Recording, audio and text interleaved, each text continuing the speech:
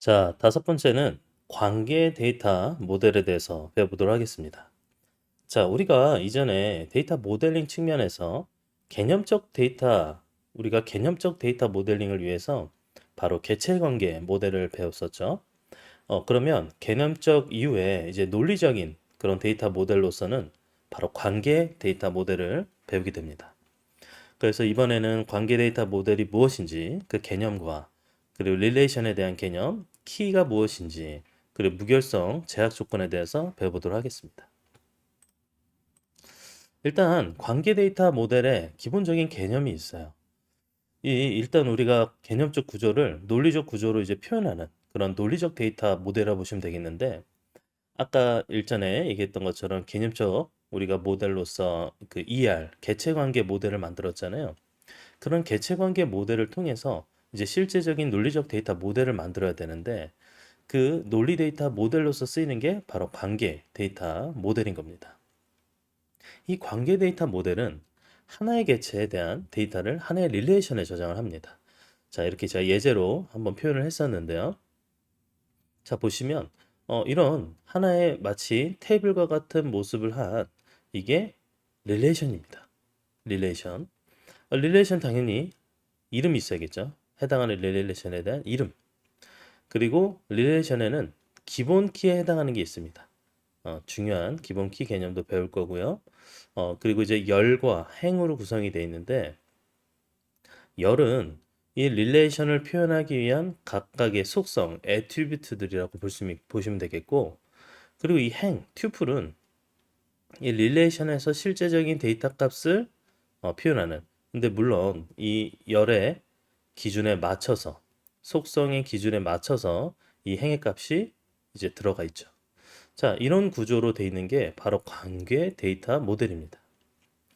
여기 보시면 뭐 학번에 대한 그리고 학생의 이름, 나이, 그다음에 생년월일, 그다음 주소 이런 정보들이 포함돼서 들어가 있죠. 자, 릴레이션, 그다음에 속성, 튜플, 뭐 그다음 도메인. 우리가 아까 그림으로서는 여러 가지 용어들을 제가 설명을 했는데 이 각각의 관계 데이터 모델에서 사용되는 용어를 좀 더 세부적으로 살펴보면 이 릴레이션이 마치 하나의 개체에 관해서 데이터를 2차원 테이블의 구조로 저장한 걸 릴레이션이라고 합니다. 아까 우리 그림에서 봤었던 것처럼 데이터가 이런 2차원 형태의 테이블에 저장이 되어 있었죠. 그래서 이렇게 저장되어 있는 이런 구조를 릴레이션이다 라고 얘기를 합니다. 사실 이제 파일 관리 시스템 입장에선 이 릴레이션은 파일에 해당이 되는, 그렇게 대응이 되는 개념이라고 보시면 되겠습니다. 자, 두 번째는 바로 애트리뷰트, 속성입니다. 릴레이션의 하나의 각각의 열에 해당이 되는 게 속성인데요. 그래서 우리는 보통 속성이다, 뭐 애트리뷰트다 이렇게 얘기를 합니다. 파일 관리 시스템 관점에서는 이 애트리뷰트를 필드라고 우리가 대응해서 생각해 볼 수가 있습니다. 자, 그 다음엔 튜플인데요. 튜플.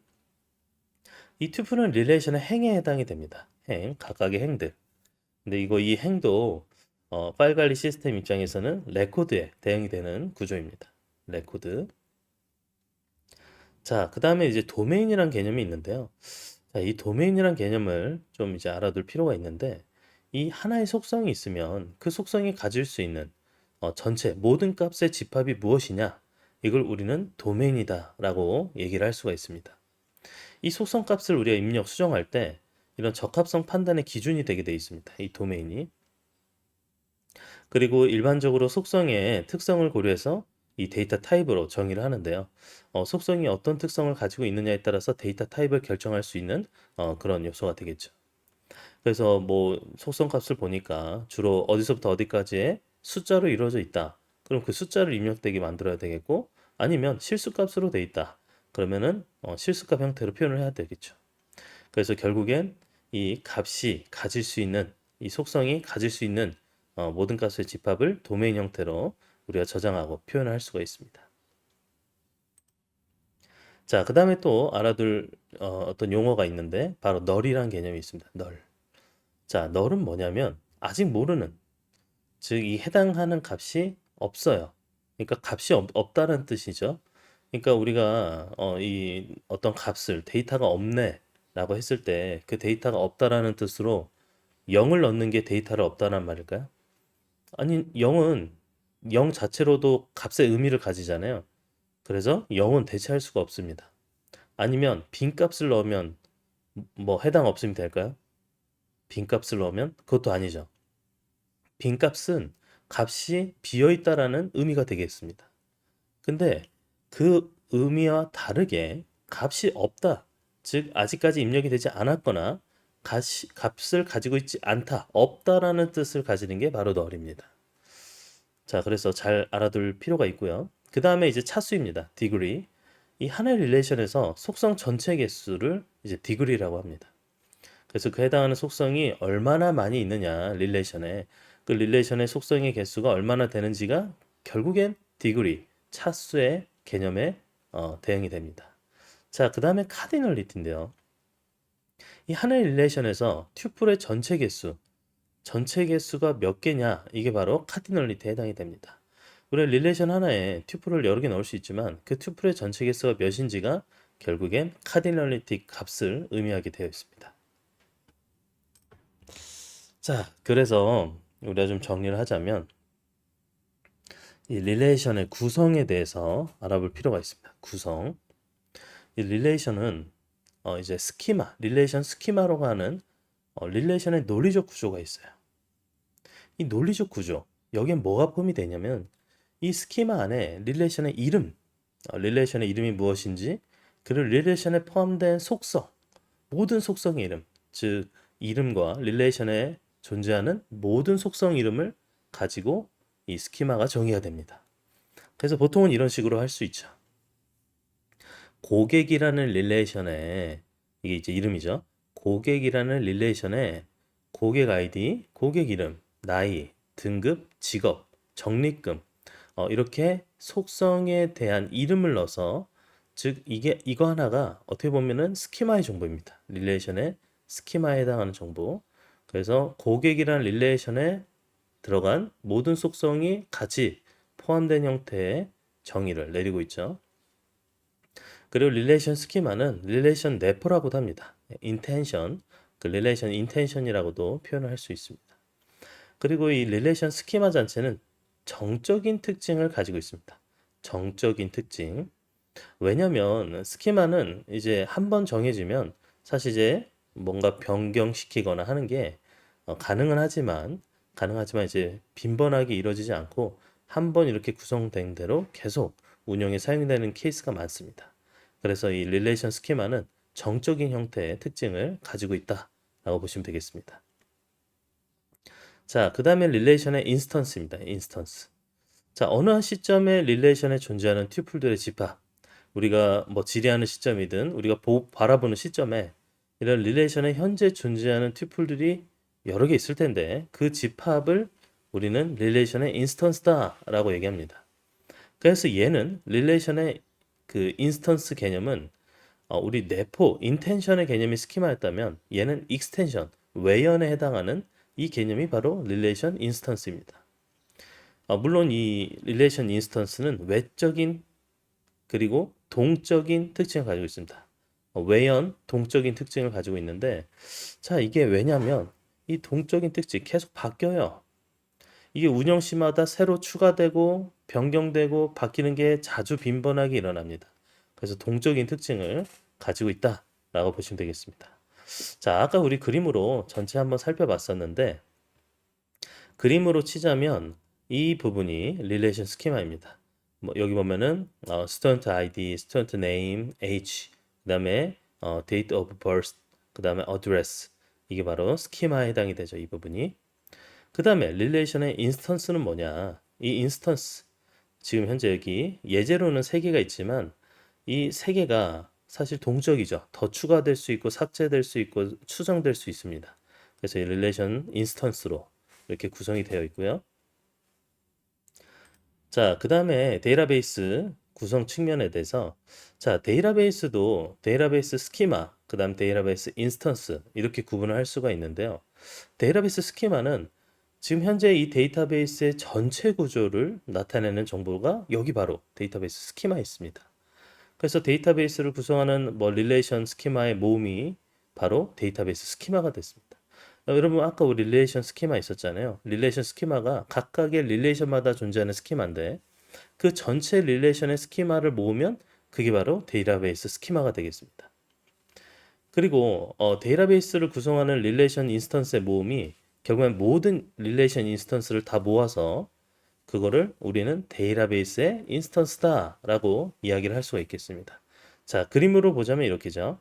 각각의 릴레이션들이 있어요. 이런 테이블 구조와 같은 릴레이션들이 존재하고 이 릴레이션에서 이 릴레이션 스키마에 해당하는 것만 다 모으면 이걸 다 모으면 데이터베이스 스키마가 되고 그 다음 릴레이션 인스터에 해당하는 것만 쫙 모으면 그게 바로 데이터베이스 인스턴스 형태가 되게 되어 있습니다.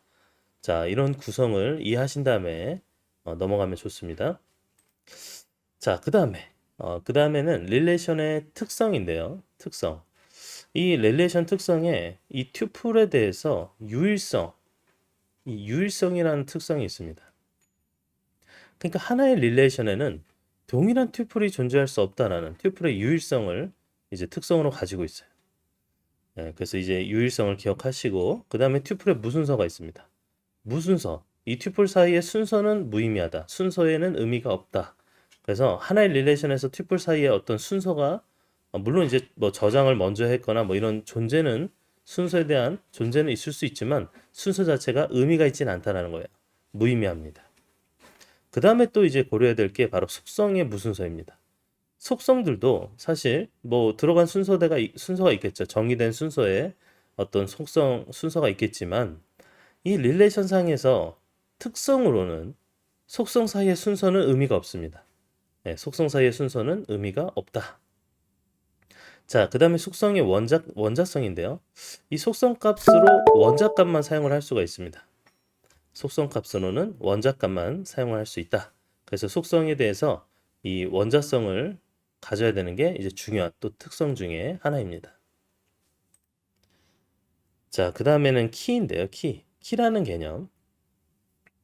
여러분 말 그대로 이 키는 사실 이제 우리가 이렇게 막 문을 여는 키와 같이 어떤 그런 어디 문을 여는 이런 키보다는 이 릴레이션에서 하나하나 튜플들을 유일하게 구별하는 속성, 그 다음에 그런 속성들의 뭐 집합이라고 얘기할 수 있습니다.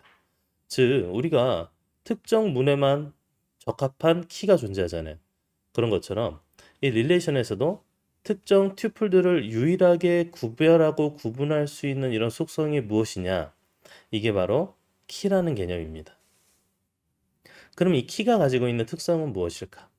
이 키가 가진 특성은요, 크게 유일성과 최소성이 있습니다. 유일성과 최소성. 자, 유일해야 돼요. 아니, 당연한 건데, 하나의 릴레이션에서 모든 튜플은 서로 다른 키값을 필요로 합니다. 그래서 하나의 릴레이션이 있어요. 그런데 이 모든 튜플이 사실 서로 유일하게 구분이 돼야 되기 때문에 유일하게 구분이 되려면 각각의 값들이 서로 다른 키값을 가져야 되죠. 당연하게. 그래서 키의 특성 중에 유일성이 있고요. 그 다음에 최소성이 있는데 이 최소성은 꼭 필요한 최소한의 속성들로만 키를 구성하는 게 좋습니다. 자, 물론 키로 구성할 수 있는 여러 속성들이 있을 수 있습니다. 그럼에도 불구하고 꼭 필요한 최소한의 속성이 무엇인지 보고 그걸 키로 구성하는 게 좋습니다. 자, 그래서 키에 대한 어떤 개념으로는 자, 슈퍼키, 후보키, 기본키, 대체키 등으로 이렇게 우리가 구분을 해볼 수 있는데 일단 유일성을 만족하면 슈퍼키에 해당이 됩니다. 네, 슈퍼키. 그래서 슈퍼키의 유일성만 만족하면 되는 형태가 이렇게 많이 있죠, 범위상. 그리고 그 중에서 이 최소성도 만족하는 후보키를 정합니다. 아니, 꼭 필요한 최소한의 속성들로만 키를 구성하자. 이게 이제 중요하잖아요. 그래서 유일성만 지켜주는 슈퍼키와 다르게 최소성이라는 특성도 유지할 수 있는 후보키를 선정을 합니다. 그럼 이 후보키에는 또 뭐가 들어가냐면 실제적으로 사용할 수 있는 이 프라이머리 키, 기본 키가 들어가고 그 다음 대체 키가 들어갑니다. 그래서 이렇게 키에 어떤 특성이 존재해요. 그래서 정리를 하자면 자, 슈퍼키.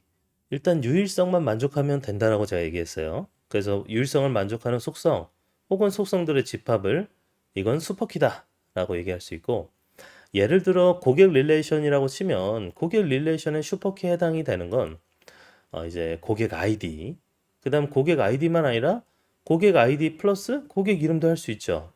그 다음 고객 이름 플러스 주소도 할 수 있습니다. 즉, 이 유일성을 만족만 하면 되니까 유일성 만족하는 모든 키의 조합들이 다 사실은 슈퍼키에 해당이 될 수 있다라고 보시면 되겠습니다. 자, 그 다음에 키의 종류로 생각해야 될 게 후보키입니다. 이 후보키, 캔디데이트 키인데요. 이거는 유일성과 최소성을 만족하는 이런 속성, 그리고 속성들의 집합입니다. 자, 이게 유일성을 만족하면 되는 슈퍼키 안에 들어가 있잖아요.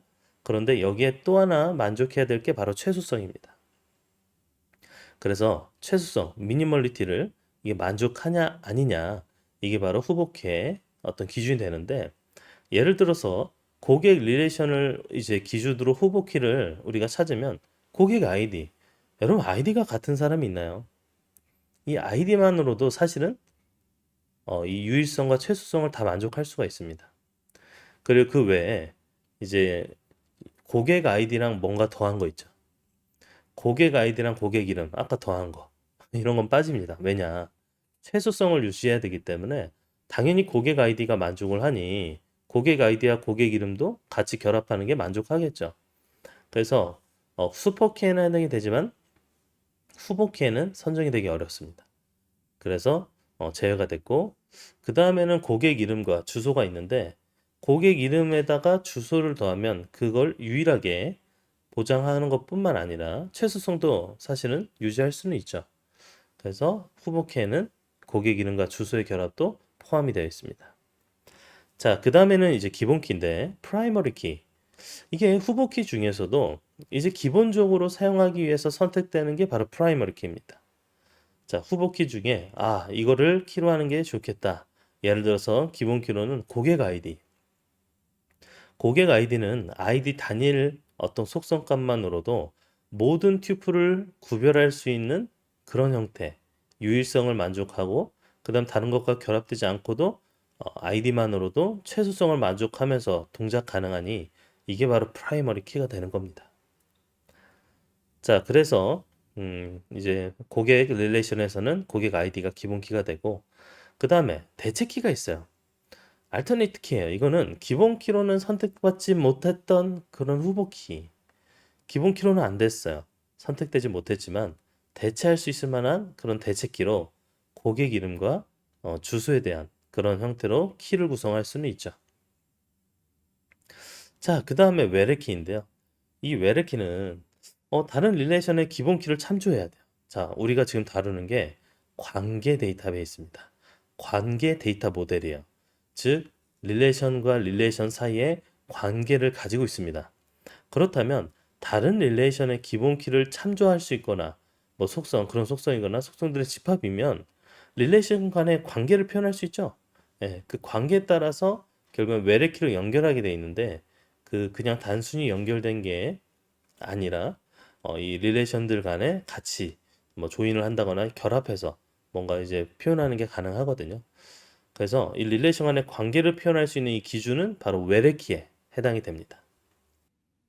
자, 그렇다면 아까 우리가 살펴봤던 그 키의 종류가 실제적인 예제에서 어디에 어떻게 해당이 되는지 살펴보겠습니다.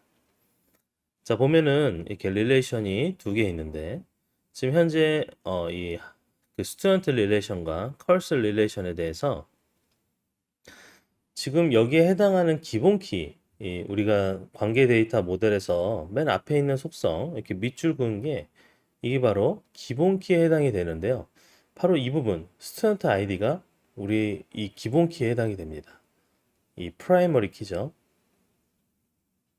그 다음에 이 기본 키에 대해서 우리가 대체할 수 있는 이 대체 키가 뭐가 있냐면 이 스튜던트 네임과 어드레스가 있습니다. 자, 여기서 근데 주의해야 될 게 스튜던트 네임만 가지고 키를 할 수 있다라는 건 아니죠. 스튜던트 네임만 가지고는 우리 동명이 있을 수 있잖아요. 학생 이름이 중복이 있을 수 있습니다. 그렇기 때문에 이 스튜던트 네임만 가지고는 기본 키로 삼을 수 없고 이 대체 키로는 스튜던트 네임과 어드레스 이 두 가지를 같이 이 두 개를 같이 써야지만 우리가 뭔가 대체할 수 있는 대체 키의 형태가 구성이 될 수 있다라고 생각하시면 되겠습니다. 자, 그 다음에 컬스에 대한 릴레이션에서도 맨 앞에 컬스 아이디가 있어요. 이 컬스 아이디가 결국엔 기본 키에 해당이 됩니다.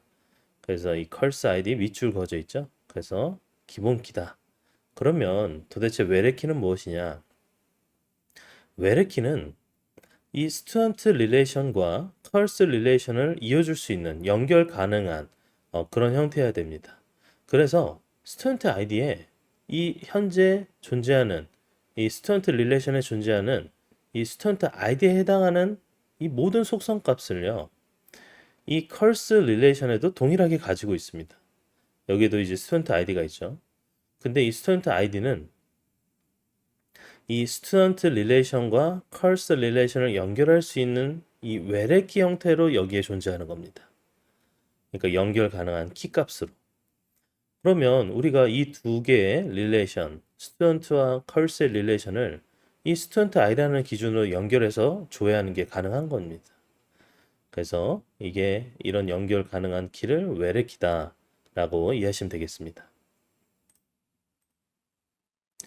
자, 그 다음에 우리가 이제 개념적으로 알아야 될 게 무결성 제약 조건이라는 개념을 알고 계셔야 됩니다. 자, 이게 관계 데이터 모델에서 우리가 굉장히 중요한 이 조건 중에 하나가 제약 조건이죠. 제약 조건 중에 무결성 제약 조건이 있는데 이 무결성 제약 조건 이제 integrity constraint 이렇게 얘기를 하는데 이 제약 조건이 데이터를 결국엔 무결성을 보장할 수 있는 형태의 제약 조건입니다. 즉 데이터는요.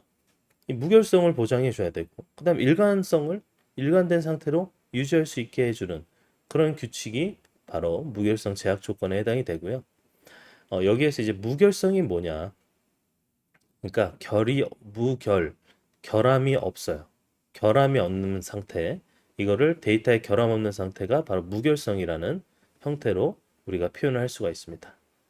즉 정확하고 유효하게 이 데이터를 유지해 줘야 된다라고 해서 무결성이다 라고 얘기할 수 있습니다. 자, 그러면 여기에 개체 무결성 제약 조건이라는 게 있는데요. 똑같이 무결성 제약 조건은 맞는데 엔티티를 기준으로 무결성 제약 조건이 있습니다. 엔티티를 기준으로 하는 무결성 제약 조건. 자, 기본 키를 구성하는 모든 속성은 널 값을 가질 수 없다라는 규칙이 바로 개체 무결성 제약 조건이에요. 이 지금 현재 우리가 키 값으로 기본 키를 구성할 수 있는 기본 키를 구성하는 속성이 있었잖아요. 이 기본 키에는 널이 포함될 수가 없어요. 그러니까 널 값 기억나시죠? 값이 없다. 예.